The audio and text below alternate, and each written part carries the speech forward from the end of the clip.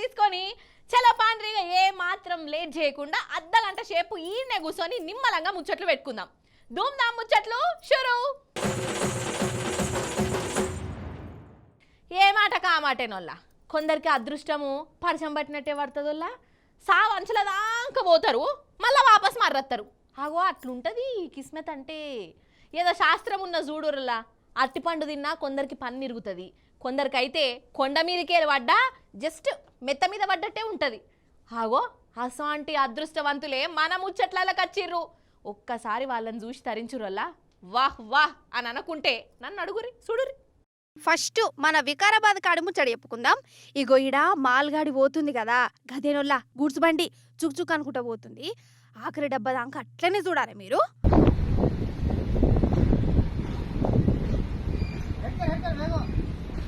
అబ్బరు బిడ్డ, current shot కొట్టినట్టు అనిపించింది కదా. గంత పొడుగు రైలు బండి మీదికి వెళ్ళిపోయినా ఈమెకి ఏం కాలే, కొంచెం అంటే కొంచెం కూడా గీరకపోలే. నిజంగా కిస్మత్ అంటే ఈ అక్కదెప్పో. అయితే నావంగి రైలు స్టేషన్లనొల్లా పట్టాల మీద గూడ్స్ బండి ఆగున్నది. ఈ అక్కనేమో బండి కిందికి వెళ్ళి పట్టాలు దాటే ఉపాయం చేసింది. గాశానం కొనవాడెత్తు ఈమె కిందికి పోగానే బండి స్టార్ట్ అయింది. ఇక అప్పటికప్పుడే పట్టాల మధ్యలో వండుకున్నదోల్లా బండి పోయేదాకా మిస్సలకుండా గట్లనే ఉన్నది. నిజంగా మస్తు ధైర్యం గలదే కదా ఈ అక్క. ఓ దిక్కు చెవుల కాన్నే బండి సప్పుడు, ఇంకో దిక్కేమో భయం. కొంచెం అటు ఇటు మెసిలినట్టు చేసినా బండి టక్కర్ చేసుకుంటూ పోతుంది. అయినా ఊపిరి బిగబట్టుకొని వండుకున్నది. బండి ఓవుడితోనే పురుసత్తుగా లేచి ఆడికెళ్ళిపోయింది. అసలైతే ఆమె పని అయిపోతుంది అనుకున్నారు. ఇక జన్మలు ఇంకోసారి ఇట్లా రైలు పట్టాలు దాటనే దాటది కావచ్చు కదా.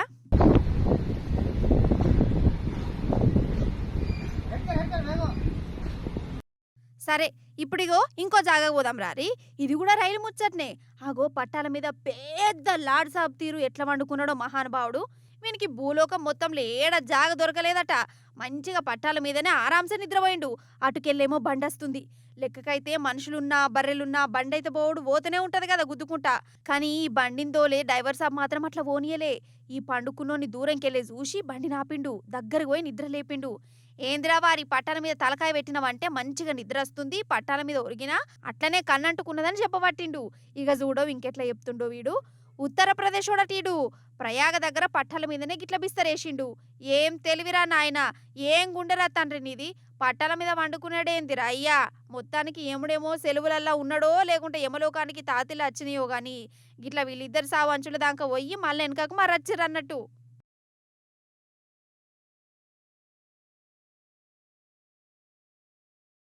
నిజం చెప్తాన్నా, మన ఆడోళ్లకు చాలా అంటే చాలా ఓపిక ఉంటుంది. వాళ్ళ ఎవలేమన్నా సహిస్తారు. సరే పోంతి వాడు పాపన వాడే పోతాడు అని భరిస్తారు. అగర్సే ఓపిక పోయిందంటే మాత్రం ఇక వాళ్ళని ఆపుడు ఎవ్వలతనం కాదు.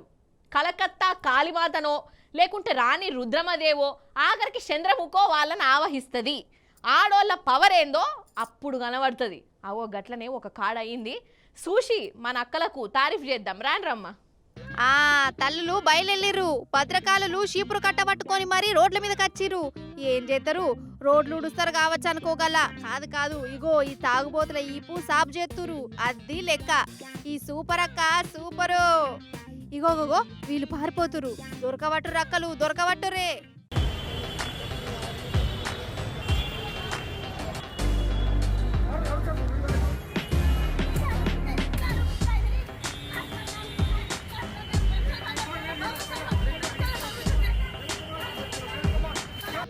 అయితే ఫస్ట్ వీళ్ళు షీపులు పట్టుకొని వస్తుంటే రోడ్లు ఉడిచేదందుకు వస్తురు కావచ్చు అనుకున్నా. కానీ తాగుబోతులను ఉరికిచ్చి మరి కొట్టిరోలా. అయితే బొంబాయిలనొల్లా ఒక బస్తీల తాగుబోతులు రోడ్ల మీదనే దాగుడు పేరంట పెట్టుకుర్రు. ఎన్ని మట్ల చెప్పినా ఇనుడే లేదు. అందుకే అక్కడి ఆడోలే రంగాలకు దిగిర్రు. షీపులు పట్టుకొని రోడ్ల మీద తాగుతున్నోళ్ళని దొరికినట్టు గెదిమిరోళ్ళ గిట్లా.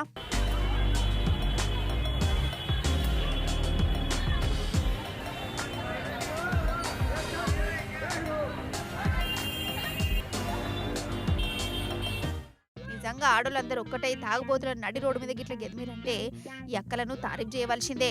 అక్కలు మీరు సూపర్ ఓరి.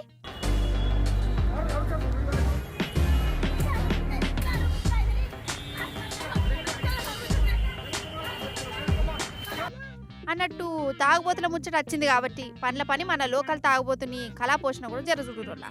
మన సత్తు పెళ్లిళ్ళనోళ్ళ ఒకడు గుత్తుకెళ్ళాక తాగిండు. మరి తాగినోడు తాగినట్టు సప్పుజకి ఇంటికి పోయి చెద్దర కప్పుకొని పండుకోవాలనా?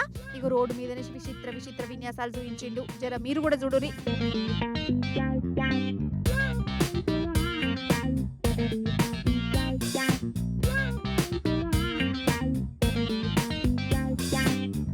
ఆగనట్ట ట్రాఫిక్ డ్యూటీ చేస్తుండు కదా, లారీల నాపుతుండు, కార్ల నాపుతుండు, దండ పెట్టి సాగదోలుతుండు. మందు తాగితే గాయంత సోయి ఉండదా రసోడిగా? ఇంకా సల్మాన్ ఖాన్ లెక్క ఆ స్టైల్ ఒకటి. నీ స్టైల్ కొన వాడెత్తు. సత్తుపిల్లి అక్కలు బొంబాయి అక్కల ధైర్యం చూసిరు కదా, ఇక మరి మీరు కూడా రంగంలోకి దిగి ఈ సొంటల పని పట్టురు మరి.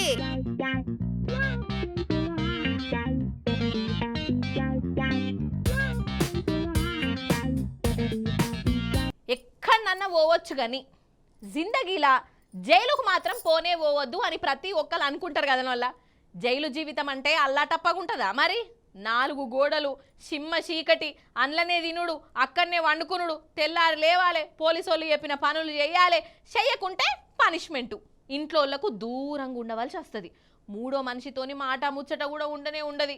అసలు ఒక్క ముక్కలు చెప్పాలంటే జైలు అంటేనే ఒక నరకం లెక్క కొడుతుంది. కానీ అన్ని జైళ్ళు ఒక్క తీర్లో ఉండేవాళ్ళు. అందరు ఖైదీలను ఒక్క తీర్లోనే చూడరు. ఇగో గిట్ల కూడా ఉంటారు, గిట్ల కూడా చూస్తారు. చూసేయండి మీరే ఎట్లనో మరి. ఫస్ట్ ఈ సీన్ చూడురల్లా.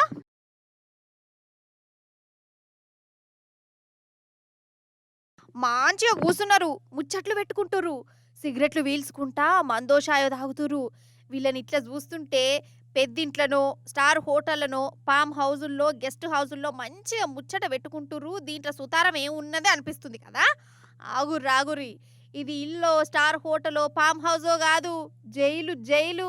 అరే అవంటే ఇగో ఈడ సిగరెట్ తాక్కుంటా ఉల్లాసంగా ఉత్సాహంగా ముచ్చట పెట్టేటోడు మర్డర్ కేసులో ఉన్న ఖైదీ.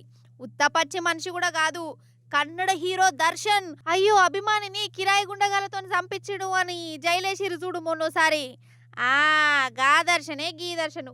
కానీ హీరోను జైలు చూడురి, ఆఫీసర్లు ఎట్లా అరుచుకుంటురో. అసలు ఇది జైలు అంటారా నొల్లా?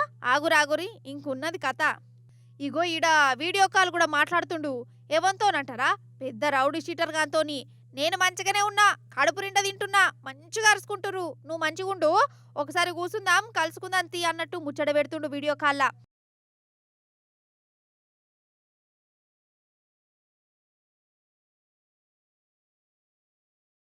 ఇక ఎప్పురి జైల్లో ఎన్ని సౌలతులు ఉన్నాయో, ఇంట్లోనన్నా గిన్నెగానం ఉంటాయో ఉండయో కదా. అంటే ఇప్పుడు అర్థమైంది ఏందయ్యా అంటే, కర్ణాటకలో అందరు ఖైదీలను ఒక తీర్లో చూడరు. సినిమా యాక్టర్లు, సెలబ్రిటీలు జైల్లో పడితే వాళ్ళకు జైల్లో కూడా 5 స్టార్ హోటల్ వల్ల ఇంతజాం చేస్తారు అన్నట్టు కాతక్కునవాడి. ఇక ఈ దర్శన్ వారి వీడియోలు సోషల్ మీడియాలకు వచ్చే వరకు కర్ణాటక ప్రభుత్వం అరరరే పెద్ద సమస్య వచ్చి పడింది అనుకుంటా నాలుకగా అరుచుకున్నది. ఇక అప్పటికప్పుడు 5-6 పోలీసులను సస్పెండ్ చేసిరట. అంతేపాటు పెద్ద ఆఫీసర్లు ఆర్డర్లు వేస్తే చిన్న నౌకర్లు చేసుకునేటోళ్ళ కొలువులకు ఎసరొత్తది గిట్లా. అవు కానీ వినేష్ ఫొగటక్క ఎరికేనే కదా నొల్ల మీకు. ఏంది మల్లీశ్వరి, మర్చిపోయే మనిషేనా? ఒలింపిక్ పోటీల బంగారు బిల్ల లేకున్నా జనం గుండెలను గెలుచుకున్న బంగారు తల్లి అని అంటారు కదా. నిజమేనల్లా. అసలు వినేష్ ఫొగటక్కను ఎంత తారీఫు చేసినా తక్కువనే. ఆమె తన్లాటను, ఆమె పట్టుదలను, ఆమె వేసిన కొట్లాటను ఎవ్వరు కూడా అంత జల్దిన మర్చిపోరు. అయితే ఫొగటక్కకు బంగారు బిల్ల రాలే అని దేశమంతా మస్తు బాధపడ్డది కదా. కానీ ఇప్పుడు ఆ ఫొగటక్క మెడల బంగారు బిల్ల పడ్డది. బంగారు బిల్ల వచ్చింది, ఆమెకి ఇచ్చిర్రు. అరే అవ్వంటనోళ్ళ చూడుండి కావాలంటే మీరు కూడా. నిజమోల్లా, మన కుస్తీలక్క వినేష్ ఫొగటక్కకు బంగారు బిల్ల వచ్చింది, ఇచ్చిర్రు. మెడలేసుకున్నది కూడా. అన్నట్టు ఇచ్చింది ఒలింపిక్స్ వాళ్ళు కాదు, ఆమె ఊరోళ్ళు. అగో చూడుర్రి.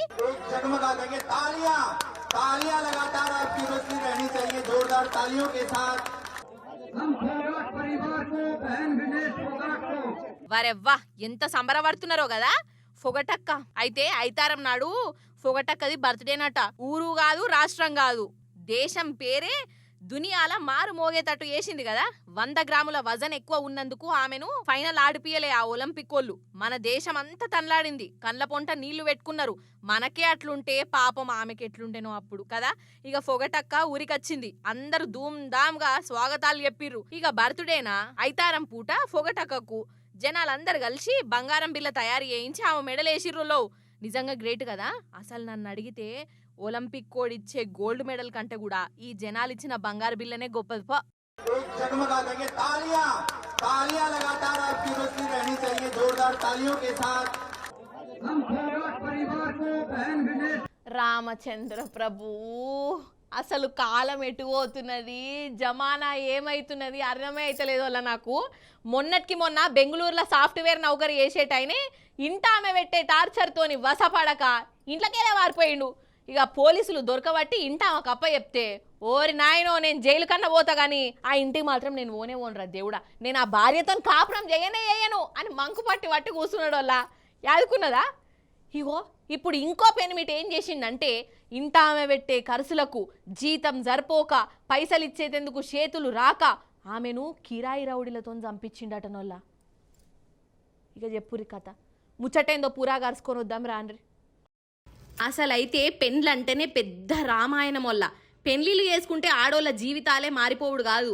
మొగోళ్ళ జీవితాలు కూడా తిర్రమర్ర అయితే ఏమో అనిపిస్తున్నది నాకైతే అయితే ఇగో వీళ్ళిద్దరిని చూడుర్రి వీళ్ళు ఆలుమొగలు వెనకట ప్రేమించుకున్నారట ఏడాది కిందట లగ్గం చేసుకున్నారు కానీ ఏం ఫాయిదా ఇంటామెనే యాక్సిడెంట్ చేసి చంపించిండు భార్య అనట బాగా ఖర్చు చేస్తుందంట నాకు ఇది కావాలి అది కావాలి ఈ చీర కొని ఆ నగలు కొని ఇగో ఇవి అవి అని అడుగుడట ఫస్ట్లో అడిగిందల్లా కొనిచ్చుకుంటూనే పోయిండు కానీ ఎంతకాలం అని ఇట్లా ఈ భార్య పెట్టే ఖర్చులకు పెనిమిటికి మస్తు యాస్టకొచ్చింది అగర్సే ఆమె చెప్పింది కొనియకుంటే తిట్టుడట బనాయించుడట నువ్వు వేస్ట్ కానివి బేకారు కానివి నిన్ను ఎందుకన్నా లగ్గం చేసుకుంటుని అని తాపకోసారి చెవుల గుయ్య అనుకుంటా గులుగుడట ఇక నరకం అనుకోరాదు పెనిమిటికి అసలు నా సంపాదన అంతా దీని నెత్తి మీద ఓషుడేంది ఈ ఖర్చులేంది ఈ కథ ఏంది అని పెనిమిటికి దమాకు ఖరాబైంది ఇక ఈమెను చంపితేనే మనశ్శాంతి ఉంటుందని అనుకున్నాడు 2.5 లక్షలకు ఒక కిరాయి రౌడీగాంతోని సుపారి మాట్లాడుకున్నాడు ఇక వాడు ఆమె కార్లో పోతుంటే టక్కర్ చేసి పారిపోయిండు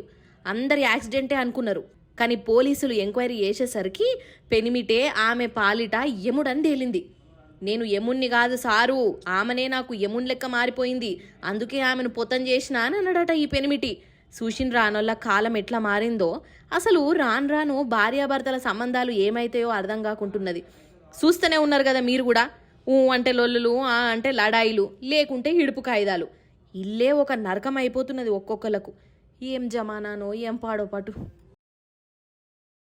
అరే అన్నట్టు చెప్పుడు మర్చిపోయిన వాళ్ళ ఇప్పుడు మన ముచ్చట్లకు జీవాలు వచ్చినాయి వాళ్ళ జీవాలంటే కోతో కొండెంగనో ఏనుగులో కాదు ఇవాళ కొండ శిల్వ వచ్చింది మరి అది ఎందుకు వచ్చింది అది ఏం మావుల ఏనికి వచ్చింది దానికి ఏం అక్కెరా దాని కథ ఏంది దాని కార్ఖానేంది అరుచుకొని వద్దాం రాండ్రి రావే కొండ శిల్వ దా నీకు ఈడ దోస్తులు ఎవరున్నారని వచ్చినవే ఇప్పుడు చూడు నీ కథ ఏమైందో వామ్మో చాలా పెద్దగానే ఉన్నది కదా అగ చూడు రోల్లా నాకే గజ్జుమంటున్నది కానీ వీళ్ళు చూడుండ్రి ఏదో పైపును పట్టుకున్నట్టే పట్టుకుంటాన్రు అయితే మంచిర్యాల జిల్లా మందమర్రి గాంధీనగర్లనొల్ల ఈ కొండ శిల్వ తొవ్వ తప్పి ఒకళ్ళింట్లోకి పోయింది అసలు నీరు కట్టు పాము కనబడితేనే వణుకుతాము అసోంటిది ఇంత పెద్ద కొండ శిల్వ నట్టింట్ల కథ ఏమన్నా ఉన్నదా ఇక అంతల్నే పాములు పట్టుకునే ఈ అన్నలు వచ్చిర్రు ఆ కొండ శిల్వను మెల్లగా మత్పరిచ్చి దొరకబట్టిర్రు ఏం చేస్తున్నావే పెద్దన్నా దానికి మంచినీళ్ళు దాపిస్తున్నావా పండ్లు దొంపిస్తున్నావా అన్నట్టు ఇది 10 అడుగులు ఉన్నదటనొల్ల ఇక లాస్ట్కు దాన్ని సంచిల మూట కట్టి టాటా చెప్పుకుంటా దాన్ని జంగల్కు సాగదోలిర్రు దోస్తులతోని ఆడుకోపోమ్మని హగో ధూమ్ధామ్ ముచ్చట powered by the Sleep Company ఇవన్నట్టోళ్ళ ఇయాలటి ముచ్చట్లు మళ్ళీ రేపు వస్తుంది కదా మీ మల్లీశ్వరి అప్పుడు వచ్చేటప్పుడు ఇంకిన్ని ముచ్చట్లతో కలుస్తుంది అప్పటిదాకా మీరైతే చూస్తూనే ఉండు టీ న్యూస్ నేనుంటా మరి నమస్తే టాటా